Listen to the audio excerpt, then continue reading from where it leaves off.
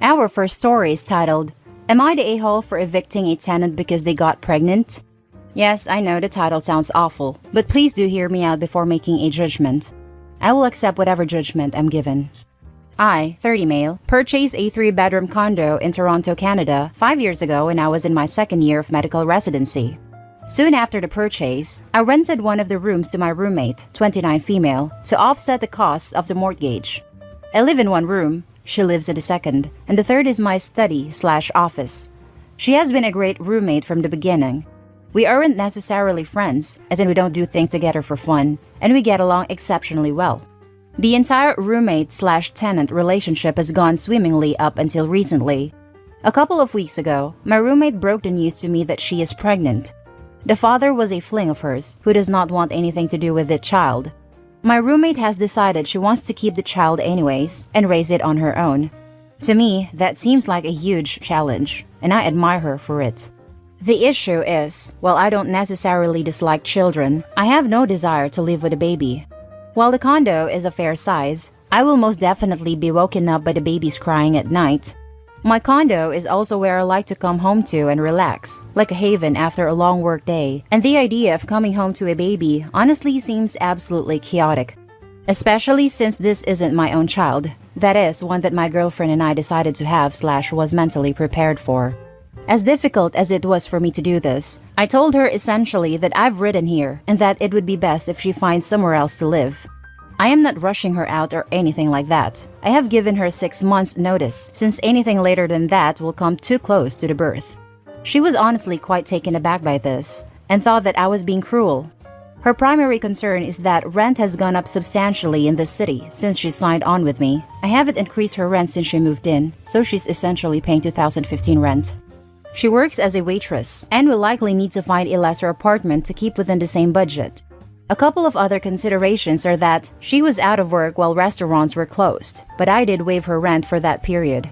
All of the furniture is also mine, aside from her bedroom, so she would need to figure something out on that front as well, aside from all of the child expenses. I understand her position, and I feel horrible about the situation, but I honestly can't do it. Am I the a-hole for this? Edit. Thank you everyone who has commented. There have been 2 great suggestions on how I can make this situation better, which I have taken to heart. I haven't been able to give life much thought lately, as work has been quite busy. Firstly, I have a friend in real estate, and I'm going to see if they can help her try to find some affordable listings. Secondly, as I don't plan to take on another tenant after her, and can't afford to do this anyway, I have decided I'm going to waive her rent for the remainder of the tenancy. This will hopefully give her a bit of a boost to get on her feet. Edit 2. I'm just checking on this for the first time today. My god, I was not expecting anywhere near this many replies. Thank you to everyone who has commented. I am about to head into surgery, but I will do my best to get back to as many people as I can later today. That's the main story, and now for the top comments. Not the a-hole. It's your home. You are allowed to live with who you want to. She's an adult. She has 6 months to figure out a new living arrangement. Edit. Since some people were wondering why I said not the a-hole instead of another judgment, OP has been nothing but generous and compassionate over this situation. They have even edited their post to offer their roommate additional support and kindness. But what gets me is that the roommate has called OP cruel and acting put out. OP doesn't deserve to be treated like that. It's not cruel to not want to live with a newborn, especially one that is not yours.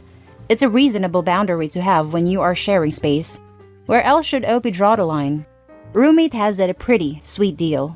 No raise in rent. Payments waived when they were in financial crisis. And with OP's edit, no rent in order to save money for moving out and tapping into OP's network for additional help in finding a new home. Roommate thinks all that isn't enough. Otherwise, she wouldn't have accused OP of being cruel. And that makes her the a-hole in my book. I'm actually surprised this is legal in Canada. I believe it's illegal in the US and EU to refuse to rent to someone because they have children. No a-holes here. Neither one is a-hole. OP leased her room to a single person as originally intended. And now the tenant is going to bring in another human being who will cry incessantly and require a lot of attention. It is a tough situation, but OP didn't sign for to be a backup mama. A lot of space as well, and common areas to boot. That's more space she needs in the kitchen, the bathroom, etc. that you did not sign on for and wasn't expecting since she wasn't in a relationship. No a-holes here. It will always seem counterintuitive to not call someone the a-hole for evicting someone when they're pregnant. However, you're not exactly throwing her out on the street to give birth in the gutter. You've been more than generous throughout her tenure by the sounds of it, and you've given her plenty of warning to move out. Her circumstances are changing through her own choices, and that will impact negatively on you. She may have hoped you'd be okay with it, but she should never have assumed. Our next story is an update to a post from a month ago. Update. Am I the a-hole and also my friends for not wanting to babysit our friend's child? Original story. I am just gonna get straight to it. This is about a group of friends, 5 people, and one friend expecting us to provide her with free childcare. We are all in our mid/end 20s. Some of us go to university and work part-time. Others have finished their education and work. A friend of said friend group, I will call her Lily here, got pregnant about 3 years ago. She was separated from the child's father when she found out she was pregnant, and it was clear to all of us, Lily included, that he would be a deadbeat should Lily decide to keep the pregnancy going and get the baby. Since we are all pretty close, she discussed this with us. We are all women, by the way. All 4 of us said that the decision was solely Lily's, and we understand her situation sucks. But also all 4 of us were leaning towards a termination with the following reasons. Lily had no stable income at that time. Her parents were supporting her financially, and adding the burden of a child to that seemed unfair. The father would be a deadbeat, meaning she was going to be on her own with this kid. Lily loves her freedom. She has a very big fear of missing out. As a single mother in a group of 5 single young women, there would be many things she would have to miss out on. Well, she still decided to keep the pregnancy and gave birth to her baby a little over 2 years ago. Since then, she has been miserable, but not only her. Our friendship is suffering and we are getting tired of her. The father is a deadbeat, as expected. She has no contact with Lily. She expects this baby to be all of our responsibility. She expects to drop the kid on one of us whenever she wants or needs to. She expects us to rotate with missing out on events so she can take part in some of them as if this kid was a common responsibility to all 5 of us and not just her. We specifically don't have kids because we want to live our lives and not take care of a child. Lily gets frustrated with us over this. She thinks, as friends, we should take on this responsibility together. We think she was the one who decided to have this child. It was her decision and is her responsibility.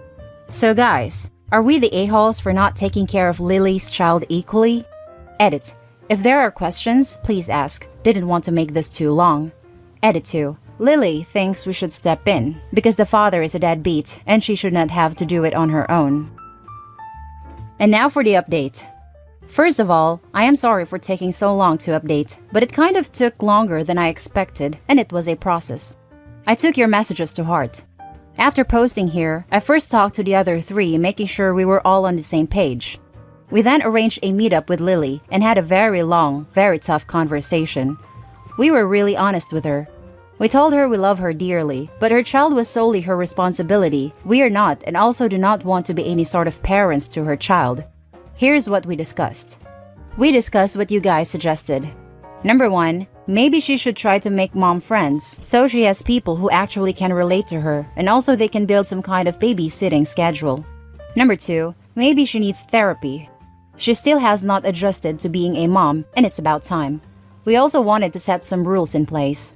Number 3, we won't miss any events to babysit her child unless there is an emergency, meaning somebody is injured or dead. Number 4, we are open to do child-friendly activities sometimes, but not all of our meetings will be child-friendly. Either she has a babysitter for that, who is none of us, or she has to miss some of our activities. Number 5, our studies/jobs are our main priorities. We won't sacrifice that because she has to be a mother. Number 6, we offered her one Saturday evening/night of babysitting a month. The 4 of us would rotate, meaning every 4 months it would be my turn, where she could do whatever she wants and go wherever she wants for that time. In addition to that, we are willing to rotate babysitting her child while she is in therapy sessions if she decided to go. It was a really long talk, and I am probably missing some things we all said. All of us cried a lot. We talked for a long time. Lily was very disappointed and explained all the things we already knew, how she expected us to take on her child as if it was ours, all the things I already mentioned in my last post. But she said she needed to just let this sink in. I saw her pain that day, and all four of us felt really bad and sorry for her. But it was a weight off my chest I can't even explain. Lily has found a therapist and is looking forward to start therapy in October. I truly hope this helps her let go of some of the sadness and also learn to accept her situation as a single mother and that we can continue to be friends with her. Thank you guys for helping me out. And now for the top comments. Wow, you guys handled this really well. Offering to babysit while she goes to therapy is great. I really like that. I'm glad it ended with resolution, if not happy for everyone. I'm still confused why she thought that she was having a group child, but it's good for her to work that out in therapy. Yes, this expectation seems absolutely delusional. I understand wanting to have a network of people who can be supportive, but basically looking for co-parenting from your peers is absolutely a bizarre expectation to have for people without a lot of prior discussion. She expected us to take on her child as if it was ours. It really wrinkles my brain why she would expect this. Maybe she was taking "it takes a village" too literally. I think that mentally would have been okay if the OP and her friends were mothers in need of childcare, because then it wouldn't be so one-sided. I hate that "it takes a village" saying. I get that it's meant as a kind of we all have a responsibility to look out for children kind of thing, but I find it's always said by people who hand their kid over to anyone who will take them all the time, or people who try to push parenting responsibilities onto people who aren't the parent. A kid doesn't want to be passed around a whole village. They need the stability of their immediate family around them. They need that close bond with their primary parent for healthy development, especially young children. And that's the end of this video, folks. As always, comment, like, and subscribe. And I'll catch you in the next one. Stay safe.